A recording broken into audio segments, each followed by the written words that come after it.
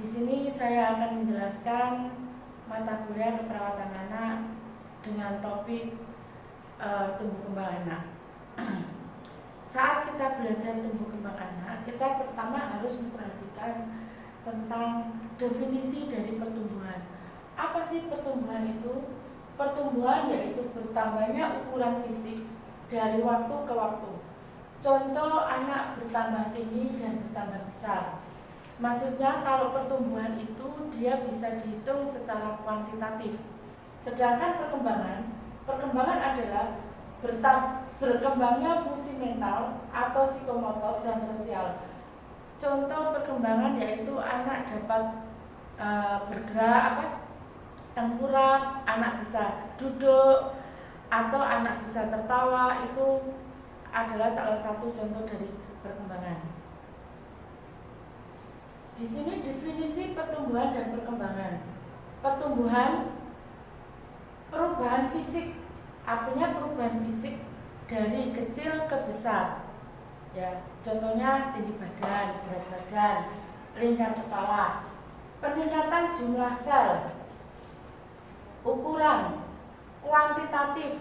Contohnya kuantitatif itu bisa dihitung. Jadi kalau pertumbuhan itu bisa dihitung. Ya.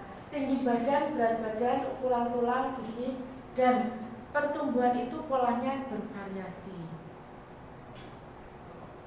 Kalau perkembangan kualitatif, artinya kualitatif itu kualitas, maturasi, bagaimana kematangan dari kualitas perkembangan itu. Perkembangan itu dia berkembang secara sistematis, progresif, dan berkesinambungan. Artinya sistematif, dia itu berurutan. Jadi contohnya di sini ketika bayi itu lahir, di 3 bulan pertama dia bisa mengangkat kepala.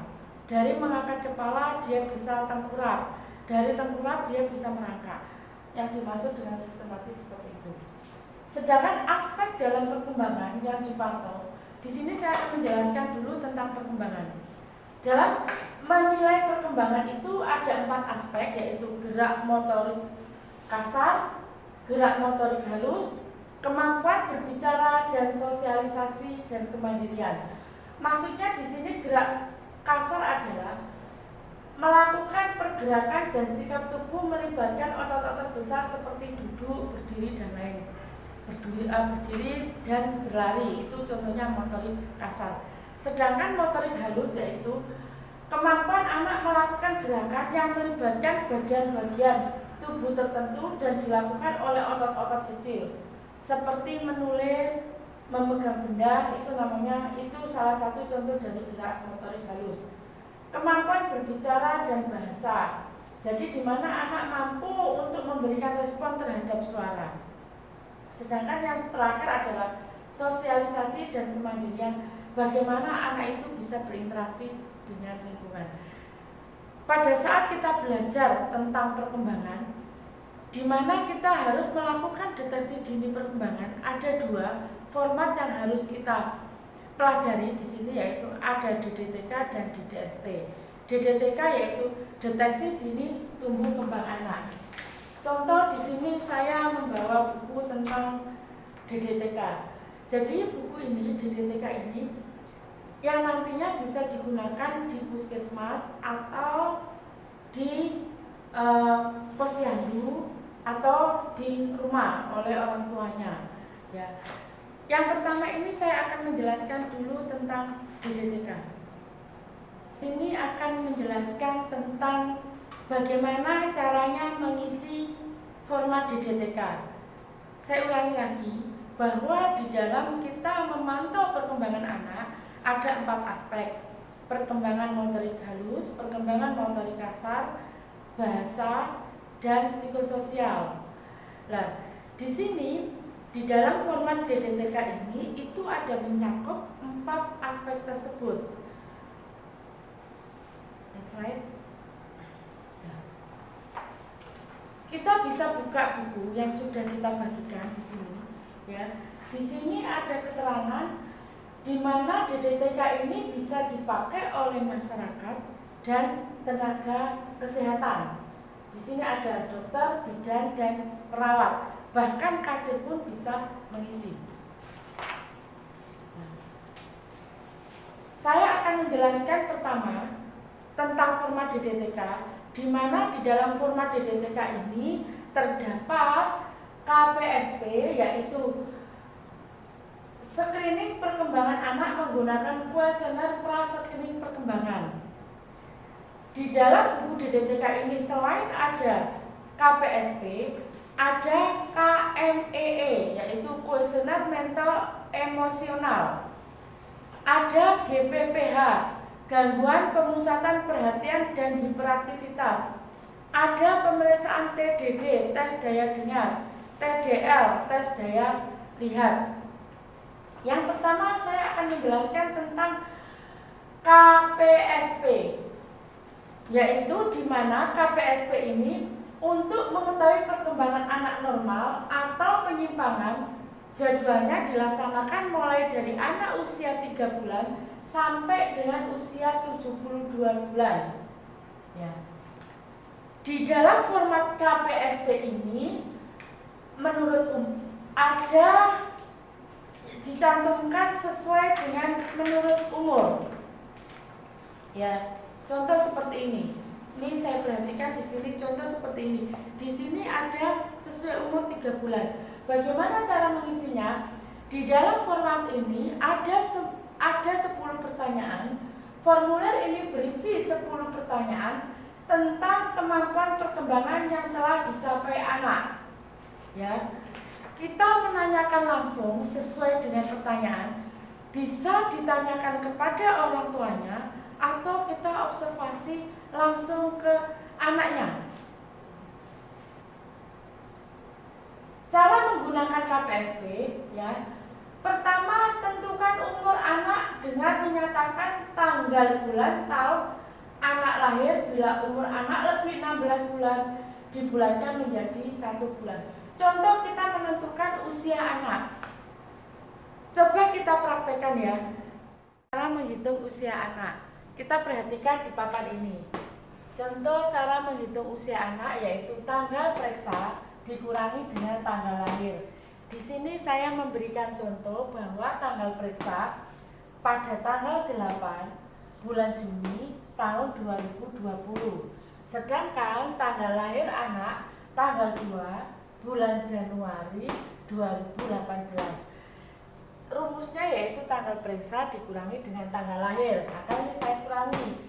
8 dikurangi 2, 6 dikurangi 1, 5, 2020 dikurangi 2018, 2. Jadi usia anak 2 tahun 5 bulan 6 hari. Kalau kita masukkan di dalam DDTK atau di dalam DDST, 2 tahun sama dengan 24 bulan ditambah 5 bulan, jadi usianya anak ada 29 bulan 6 hari. Perlu diingat, kemarin sudah saya terangkan bahwa jika harinya di bawah 16 hari maka tidak bisa dibulatkan menjadi 1 bulan. Maka di sini usia anak 29 bulan. Nah, sudah kita ketahui ini 29, maka di dalam format DDTK atau DDST kita cari yang usia 29 bulan. Di sini kita harus menentukan umur dulu. Setelah kita tahu menentukan umur, maka kita bisa memilih format yang ada di sini. Ya, format yang ada di sini. Contoh, saat kita menentukan umur, kita menemukan bahwa anak itu berumur 3 bulan. Maka kita cari, di sini ada 3 bulan. Ya. Setelah ini kita ketemu 3 bulan, kita tanyakan kepada orang tuanya. Contoh salah satu pertanyaannya. Pada waktu bayi terlentang, apakah masing-masing lengan dan tungkai bergerak dengan mudah? Jawab tidak bila salah satu atau kedua tungkai atau lengan bayi bergerak tak terarah atau tak terkendali. Ya, di sini kita menanyakan ke orang tuanya atau kita bisa observasi secara langsung. Dari 10 item ini kita tanyakan, apabila ada satu jawaban yang tidak bisa dijawab, maka kita tanyakan ulang ke ibunya. Lanjut.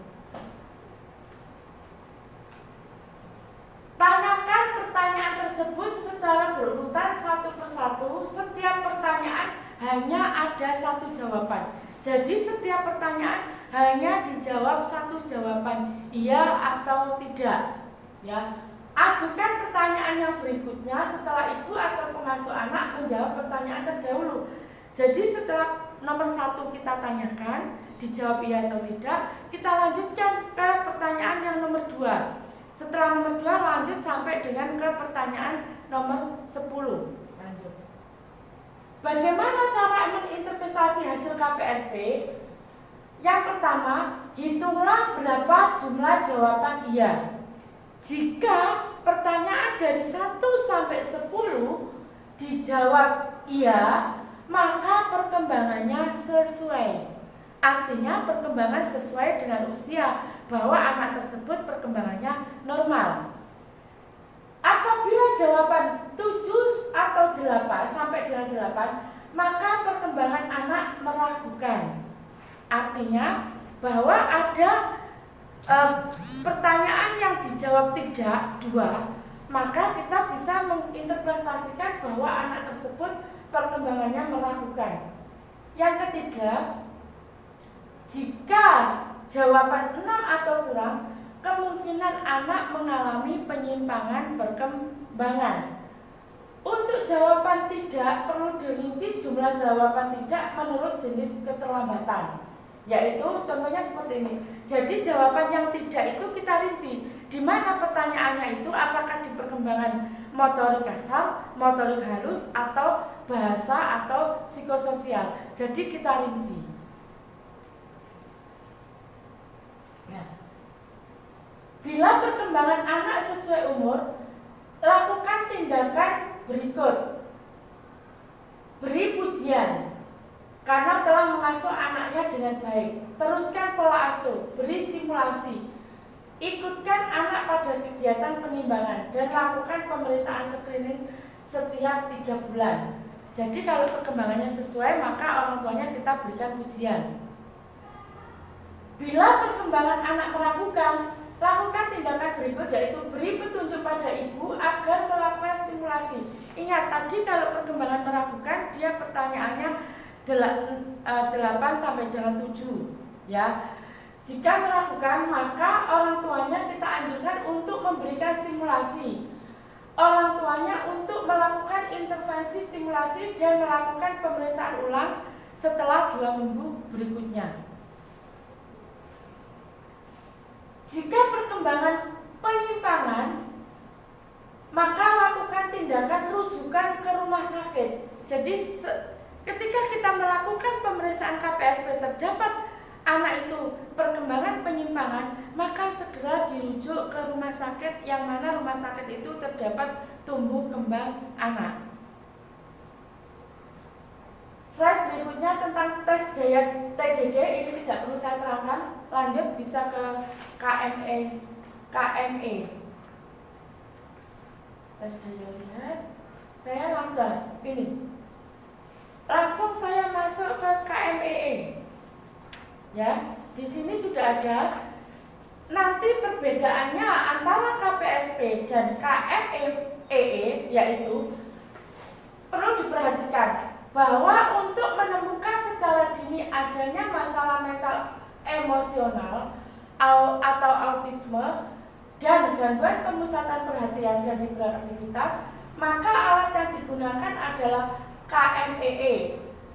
Ya, checklist autis anak prasekolah bagi anak umur 18 sampai dengan 36 bulan.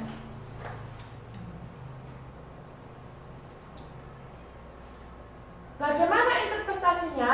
Ya, bagaimana cara melakukannya? Sama, yaitu kita tanyakan kepada orang tuanya. Ya, di sini ada pertanyaannya. Contoh pertanyaan yang 1. Apakah anak Anda seringkali terlihat marah tanpa sebab yang jelas?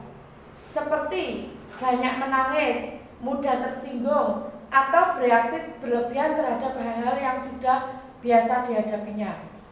Di sini jika catatan jawaban iya, kemudian dihitung jawaban iya, maka bila ada jawaban 1 iya, maka anak itu kemungkinan mengalami gangguan mental emosional.